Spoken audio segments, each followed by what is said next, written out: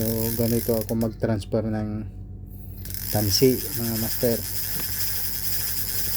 kasi papalitan ko ng mas mababang pounds yung maliit na reel, yung 2000.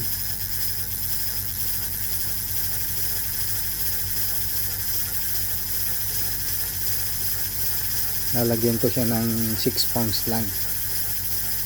Gamitin natin yung pang soft bait lang naman siya.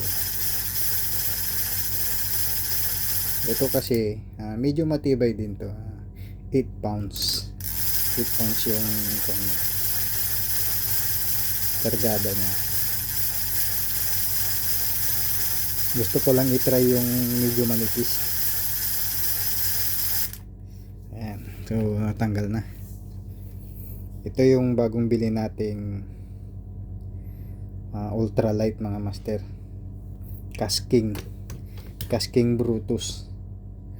So kararating lang ito, so, hindi pa natin natatry doon sa dagat.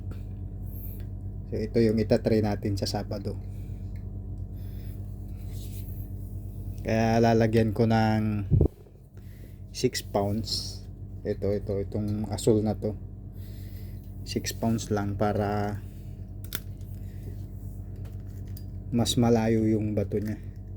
Kasi softbait ang gagamitin natin. Magsusoftbait tayo.